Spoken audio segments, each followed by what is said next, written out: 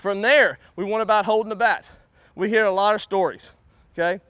Keeping the bat in our fingers, holding door knocking knuckles, which is all great. The way our hands are shaped, we never want to put the bat in the palms of our hands.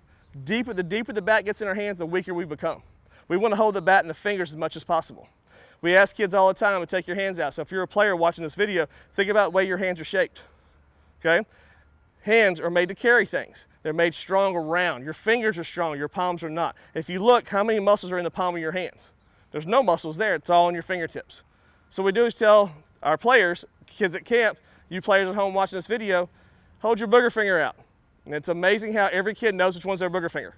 They never have to think about it. Exactly know. Hold it out, put it in the palm of your hand. Wrap your hand around it and squeeze as tight as you can. How much pressure is that? Not much. Take it again, put it in the fingers, and now squeeze and see the difference. Now all of a sudden you have more pressure. Now you can feel the pressures in your fingers. So that's where we want to hold everything. If you think about, if you've ever seen bodybuilders on TV, Arnold Schwarzenegger, before he became the governor, before he was a Terminator, he was a huge man. They all work out. You have two types of muscles in your body. You have fast twitch muscles and slow twitch muscles. Now that we know this, I know back when I played, we did all those wrist curls. Okay, and those players that are my age, or dads and coaches and players, how many wrist curls you do in your day? We did tons of them. And our coach told us you're gonna have better bat speed. Yeah, better bat speed, and we burn our forearms back and forth doing those things. But what we didn't realize is that we have two types of muscles. And slow twitch muscles get big and strong. Fast twitch muscles stay the same size and get faster. Problem is, the more things you strengthen, the less faster you get. You become slower. So what do we have? Big forearms and little hands. So now I have big, strong, slow muscles. If you watch those bodybuilders like I referred to earlier, you see those guys work out and they pump up and they get real flexed and bowed up, but you never see them go, oh, bicep, thigh, hand muscle, big. Never happens. It's never big hands. You never see big hand muscles. They don't flex all that thing to show you that. They don't get rated on points for that.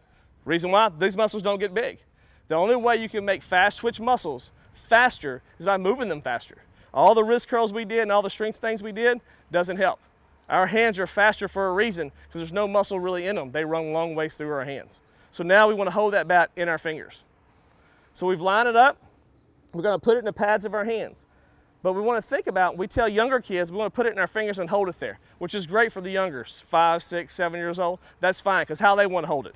They want to hold it all boxy, don't they? They want to hold it deep in their hand and squeeze it to death. They want it almost like they're wringing out water out of it. They're squeezing it so hard. Well, we want to keep it in their fingers, which is great.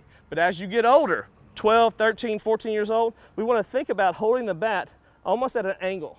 The knob's going to be in the pad of my hand, deep pad, all the way through my pointer finger. And as you can see, it kind of crosses my fingers. And I'm going to do the same thing with this hand. So as I pick it up, it stays at the angle I want to be at. So as soon as I start off, it's across, I grab, I pick up, I'm good to go. Okay? The old theory was to line up your door knocking knuckles. Great. Great for little kids, because most kids, like I said, want to box it up. So now we line up our door knocking knuckles.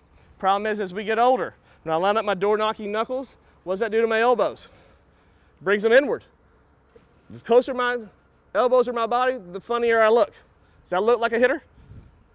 Looks kind of tough, doesn't it? I don't look very comfortable, do I? Do I look like I'd be a really good hitter from here? Throw it in here, I'm going to tear it up. Looks bad, doesn't it?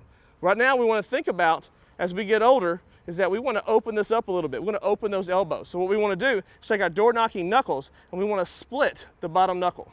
So you see my door knocking knuckle and my big knuckle? We're going to take the top hand, we're going to split those knuckles in half. So now we go from being door knocking knuckle to split in half, and what does that do to my elbows? It opens them up a little. So now I have a little more freedom in my body where it needs to go. Now I have more freedom for my hands to slide where they need to go from. Now I'm in an angle where I need to be, where I can attack from.